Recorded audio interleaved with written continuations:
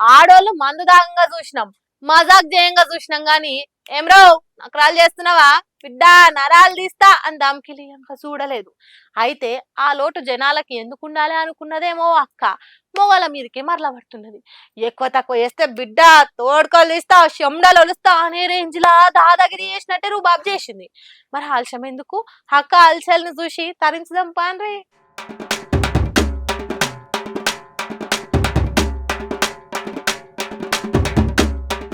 ఆహా ఎంతటి డెవలప్మెంట్ మహిళల్లా. అర్ధరాత్రి ఆడపిల్ల నడి రోడ్డు మీద నడిచినప్పుడే దేశానికి నిజమైన స్వాతంత్రం వచ్చినట్టని గాంధీజీ అన్నాడని ఇన్నం గాని ఇగో ఇప్పుడు కన్లారా చూస్తున్నాం. మరి అక్క మందేసిందో లేకుంటే మందు కావాలని కొట్లాటకు దిగిందో తెలియదు గాని ఆంధ్రాలున్న ఓ వైన్ షాప్ లా మహిళా మణిరత్నం గింత మంచిగా హల్చల్ చేసింది. ఇంతగానం మొగోళ్ళకే చెమటలు పట్టించిన అక్క అక్కడితో నూకోకుండా ఉల్టా వైన్ షాప్ వాళ్ళ మీదనే కేసు పెట్టిందట. నా మీద దాడి చేసిండ్రు, దౌర్జన్యం చేసిండ్రు, నాకు న్యాయం చేయండి అన్నట్టు అమాయకంగా ఫేస్ పెట్టిందట. అయ్యో పాపం అనుకున్న పోలీసులు ఎఫ్ఐఆర్ రాసి ఎంక్వైరీ చేస్తే సీసీ కెమెరాల అక్క భాగవతం అంతా బయటపడ్డది. అబ్బా ఎంత సొక్కపూసవో అక్క అని ముక్కు మీద వేలేసుకున్నారట చూసిన పోలీసులు. చూడుండ్రి కొంతమంది ఆడోళ్ళు ఎట్లా తయారైనరో, గిసోంటి ఆడోళ్ళు పెరిగిపోతే మొగోళ్ళు ఎట్లా బతకాలనో ఏమో. మొగోళ్ళు కూడా వాడకో ఊరుకో సంఘం పెట్టుకొని ఒకరినొకరు కాపాడుకునే రోజులు వచ్చేటట్టే కొడుతున్నాయి అని అంటుర్రు. ఈ అక్క గొప్పతనం చూసిన జనాలు మార్పు అని రేవంత్ రెడ్డిని ముఖ్యమంత్రిని చేస్తే పేర్లు మార్చుడు, విగ్రహాల రూపం మార్చుడు, సర్కార్ ముద్రలు మార్చుడే కాదు, సిట్ అంటే స్క్రిప్టెడ్ ఇన్వెస్టిగేషన్ టీమ్ అని, సిరుల గాని సింగరేణిని సృజన్ గాని అని, ఓపెన్ టెండర్లను విజిట్ సర్టిఫికెట్ టెండర్లని ఇట్లా దోసుకొని దాచుకునే తానికి మార్చుకుంటా పోతనే ఉన్నాడని అంటున్నాడు మాజీ మంత్రి హరీష్ రావు సారు.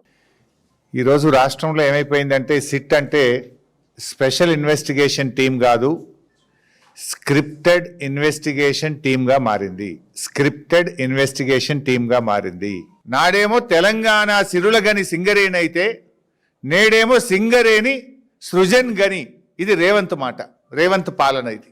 అట్లా తెలంగాణ రాష్ట్రాన్ని రామసక్కదనంగా మార్చడే కాదు, ప్రతిపక్ష లీడర్లు ప్రశ్నిస్తే పాతకాలం పాకురు పట్టిన చింతకాయ పచ్చడి తీరుగా సిట్ విచారణ చేస్తున్నాడు.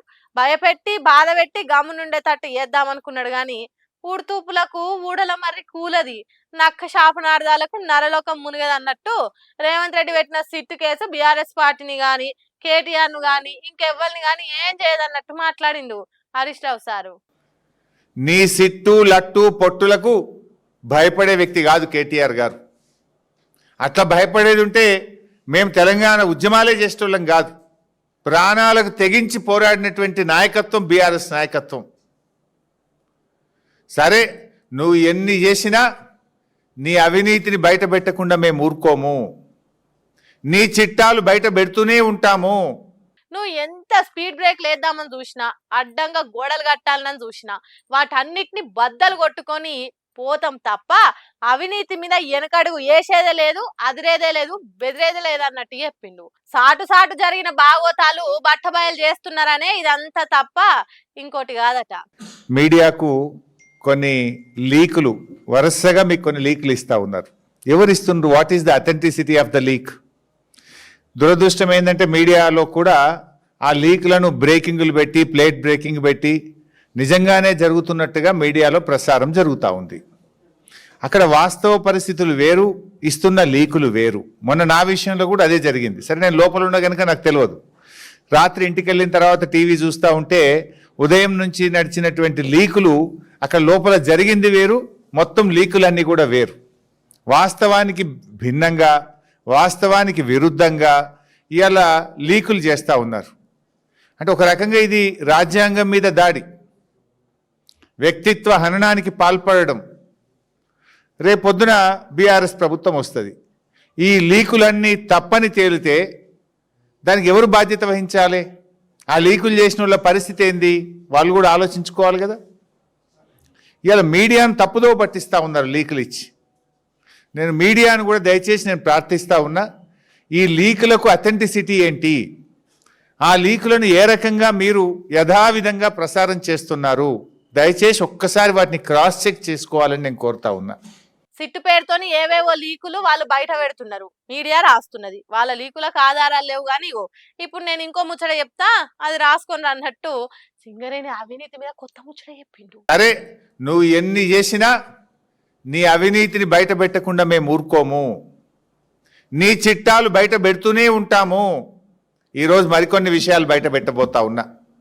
పార్ట్ 2 మొన్న పెట్టింది, పార్ట్ 1 సింగరేణి స్కామ్. ఈరోజు సింగరేణి స్కామ్ పార్ట్ 2 బయట పెడతా ఉన్నా. ఇట్లా మీరు ఎన్ని లీకులు ఇచ్చి మీడియాను కవర్ చేసినా మేము పార్టులుగా మీ పార్టీ భాగవతం బయట పెడతామని సింగరేణిలో ఎటువంటి పనులు జరిగినాయో చూడునని రెండో షిట్ ఇప్పిండు. మొన్న పెట్టిందేమో బొగ్గు పవర్ స్కామ్ బయట పెట్టినాం. ఇప్పుడు సింగరేణిలో సోలార్ పవర్ స్కామ్ ఈరోజు బయట పెట్టబోతా ఉన్నాం. సింగరేణిలో 107 మెగావాట్ల సోలార్ పవర్ ప్లాంట్ లో పెద్ద స్కామ్ జరిగింది. సింగరేణిలో జరిగిన చిన్న ముచ్చట చెప్తేనే సిట్ నోటీసులు ఇచ్చిండ్రు, ఇది కూడా బయట పెడితే ఇంకే నోటీసులు ఇస్తారో జర చూసుకొని చెప్పుండ్రి సారు. అయినా మీరు భయపడేదే లేదన్నారు కదా, ఇక చెప్పుండ్రి. 3 డిఫరెంట్ సైట్లలో సోలార్ పవర్ ప్లాంట్ పెట్టేది ఉంటే తమ అనుయాయులకు కట్టబెట్టడానికి, పోటీ తగ్గించడానికి, ఎంఎస్ఎంఈ వాళ్ళు పాల్గొనకుండా ఉండడానికి 3 కలిపి 107 మెగావాట్లతో సింగిల్ టెండర్ పిలిచినారు. ఎంఎస్ఎంఈ అంటే మీకు తెలుసు, చిన్న పారిశ్రామికవేత్తలు. కేంద్ర ప్రభుత్వం ఒక పాలసీ కూడా పెట్టింది, ఎంఎస్ఎంఈలను ప్రోత్సహించాలని, ఎంఎస్ఎంఈలకు టెండర్ నిబంధనల్లో సడలింపునివ్వాలని, ఈఎండి తక్కువ పెట్టాలని కేంద్ర ప్రభుత్వ మార్గదర్శకాలే ఉంటాయి. కానీ ఇందులో ఎంఎస్ఎంఈ పాల్గొనొద్దు, ఈ రాష్ట్రానికి చెందిన పారిశ్రామికవేత్తలు పాల్గొనొద్దని టెండర్ నిబంధనలు మార్చి ఈ సోలార్ పవర్ ప్లాంట్ నెలకొల్పడానికి కూడా సైట్ విజిట్ సర్టిఫికెట్ పెట్టినారు. దీనికి కూడా సైట్ విజిట్ సర్టిఫికెట్ పెట్టి 3 వేరియస్ ప్లేసెస్లో ఉన్నదాన్ని సింగిల్ టెండర్ చేసి, టెండర్ అనుమతులను కఠినతరం చేసి, ఇవాళ వాళ్ళు అనుకున్నటువంటి కన్సార్షియంకు దాదాపు 200-250 కోట్ల రూపాయలు అదనంగా వచ్చే విధంగా ఈ టెండర్ను కట్టబెట్టారు. డాక్యుమెంట్స్ కూడా ఉన్నాయి, అవన్నీ మీకు షేర్ చేస్తా. అబ్బరా కొడుక, 250 కోట్లంటే చిన్న ముచ్చట్నా? ఇట్లా కాంగ్రెస్ సర్కార్ గోల్మాలు గోవిందాలు చేసిందని బయట పెట్టిండు. ఇక ఇయ్యండ్రి, ఏ నోటీసులు ఇస్తారో. మీరు నోటీసులు ఇచ్చినా ఇయ్యకున్నా మీ భాగవతం బట్టబయలు చేయకుండా అస్సలే ఉండమన్నట్టు చేస్తున్నాడు హరీష్ రావు సారు. ఇది ఒక్కటే కాదు, ఇంకా ఉన్నాయి, దాచా అన్నట్టు ఇంకో ముచ్చట చెప్పిండు. ఈ సోలార్ పవర్ స్కామ్ రామగుండంలో జరిగింది, ఇది number 1. Number 2 solar power scam, ఇందులో ఇంకోటి కూడా ఉంది. అది 67 మెగావాట్ల ప్లాంట్. అది ఈ 67 మెగావాట్లు అయితే ఎంతకి ఇచ్చింది తెలుసా? 480 కోట్ల రూపాయలకు కట్టగట్టిండ్రు. దాదాపు 7 crore rupees పర్ మెగావాట్, 7 కోట్ల రూపాయలు ఒక మెగావాట్ కట్టబెట్టినారు. ఇది నేషనల్ యావరేజ్ కంటే డబుల్. అక్కడ ఇక్కడ అదే స్కామ్, మోడస్ ఆపరెండి సేమ్. ఏంటిది? Site visit certificate. Site visit సర్టిఫికెట్లు నిబంధనలు మార్చడం, తమ అనుయాయులకు కట్టబెట్టడం.